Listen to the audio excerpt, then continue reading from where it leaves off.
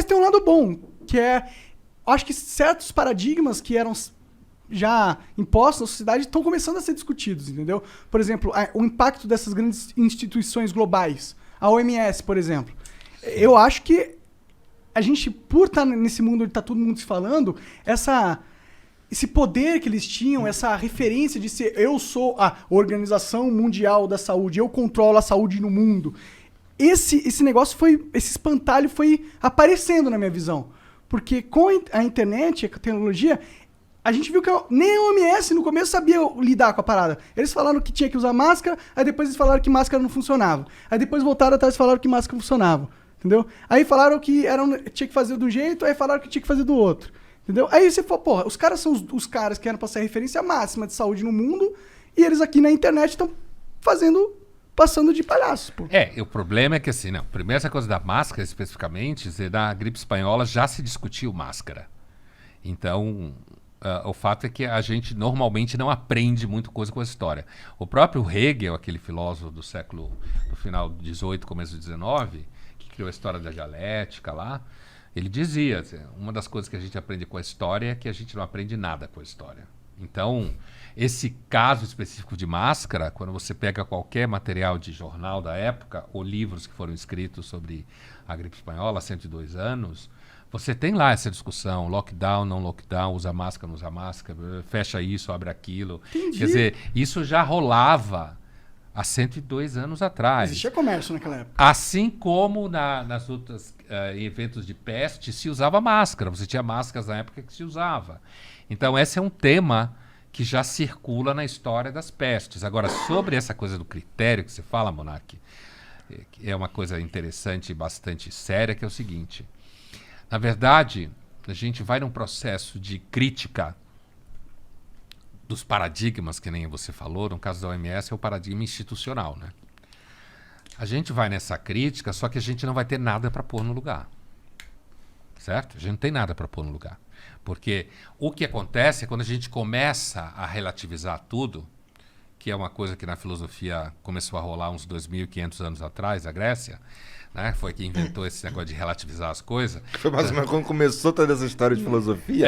Mais ou menos, né? Mais uns 2.500 anos atrás, que começou a questionar, eles não usavam a expressão relativizar, mas essa coisa de dizer que a verdade depende do ponto de vista de cada um, a democracia era corrupta em Atenas, tinha gente que fazia conspiração, roubava no voto, tinha fraude, toda essa conversa que a gente tem hoje, há 2.500 anos atrás, já aparecia em Atenas, né?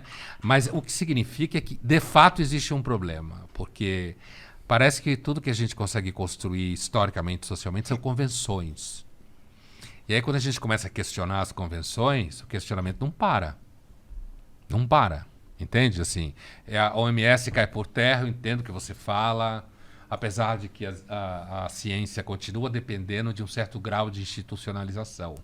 Senão a gente não consegue fazer coisa nenhuma. Mas é que a OMS é uma instituição global. Ou seja, ela é uma lógica de centralização de poder. Política. Super política. Super política. E eu acho que poderiam existir, sei lá, 20 OMS, tá ligado? 20 referências em saúde. E aí cada uma com o seu valor institucional. Eu tenho medo, não, eu fico com o pé atrás, eu acho que é uma pegadinha política esses órgãos institucionais globais, entendeu? Tipo ONU, OMS, esse negócio que ninguém controla e o mundo inteiro controla. Tipo, eu não acho que essas são instituições democráticas, entendeu? Eu não acho que elas realmente estão pensando no mundo, pro melhor do mundo. Eu vejo elas como instituições que foram totalmente... sequestradas por poderes muito maiores do que os nossos, e elas seguem a cartilha da convenção dos poderosos, entendeu? Eles não seguem um rigor de, tipo, prezar pela humanidade, o certo é o certo, e a gente tem... Não, porque... E o que prova isso? As atitudes dele. Tipo, se você tem esse rigor pela humanidade, você não é um órgão corrompido, você não fica, tipo... Você não se põe como órgão de sabedoria de todos e fala que não é pra usar máscara, sendo que a convenção de 100 anos atrás é que tinha que usar máscara, tá ligado? Na verdade, é que a gente não sabe o que é certo exatamente, né? Não que eu sabe. parto de outro pressuposto. Eu acho que a humanidade sempre é corrupta e a gente não sabe com certeza o que é certo. A gente tem alguns momentos que é claro o que é certo e alguns momentos em certos grupos que parece que é o certo. Esses órgãos multilaterais, tipo ONU, Organização Pan-Americana de Saúde, a OPAS, Unicef, esse barato todo a partir da ONU surgiu depois da Segunda Guerra Mundial, né? Que foi uma tentativa, porque você teve uma Europa que se matou.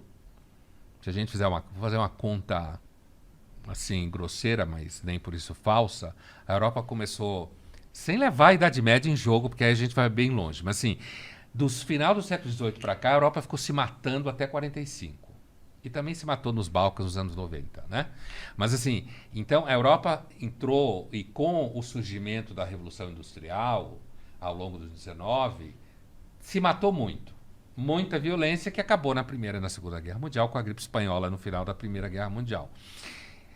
Então, esses órgãos multilaterais, eles têm o objetivo de meio que institucionalizar conflitos. A política é sempre ruim, mas sem ela é pior. Então, eu entendo o que você fala. Então, seria melhor, por exemplo, ter órgãos locais. O problema é como partir da ideia para a realização das coisas. Na vida real, é tudo sempre pior do que tem na ideia. Tipo, pensar em favor da humanidade. Isso não é muito claro. Sim, com certeza. No plano da ideia, é claro. Claro, mas no plano da realização não é muito claro. Você teria que ser Deus, né? Pra saber realmente o caminho certo pra humanidade. É né? o que o Descartes fala. Só Deus não precisa de método. Por isso que... É isso aí. Exatamente. Por isso que eu acho perigoso você se colocar num patamar de Deus. Num patamar de eu sou a OMS. Eu entendo pro mundo as diretrizes que devem ser feitas. Portanto, todo mundo do mundo inteiro saiba que você tem que seguir o que eu tô falando. E se você não seguir, vai ter repercussões políticas internacionais. A OMS ela tem várias ingerências em vários países. E, pô, se você vai afetar a soberania de um país, você tem que ter muito bem embasado. Você não pode chegar e falar que a máscara não funciona, tá ligado? Sim. Acaba totalmente aquela imagem, aquela ilusão que a população tinha, pelo menos eu tinha, que eles eram caras supracompetentes, ultracompetentes. Porque uma cagada dessa não se comete, igual o Bolsonaro não comprar vacina. Então, bem-vindo ao grupo. Dos que sabem que nem os supercompetentes, tecnicamente, são tão supercompetentes. Né? Que tem uma dimensão meio circense. Né? Assim, você só tem que tomar cuidado, porque esse raciocínio pode te levar facilmente ao niilismo. Sim. A não acreditar mais em porra nenhuma, sabe? Porque o nosso sistema de crença, eles são muito frágeis. São muito frágeis. E a humanidade sempre precisa de alguns mecanismos de reparo, de contenção. Por exemplo, a OMS, ela aceitou a Coronavac, sei lá, 2 semanas atrás. Na medida que ela aceita a Coronavac, significa que quem tomou a Coronavac pode ir para a Europa. Porque agora a Europa, os países do Mediterrâneo estão preocupados com o turismo de verão. Então, não tinham aceitado a Coronavac. Por quê? Porque, inclusive, tem lá todas as brigas ao redor de vacinas, né? Aquela história que a humanidade ia distribuir vacina para todo mundo ia se dar as mãos. Basta olhar na história. Período de pandemia é pior.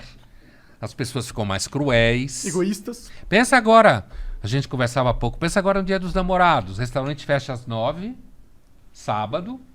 Então, você tem um período curto para ir jantar. E o povo quer ir jantar no Dia dos Namorados, senão a namorada vai ficar brava. O que acontece? Os restaurantes põem o menu em 500 pau, 600 pau.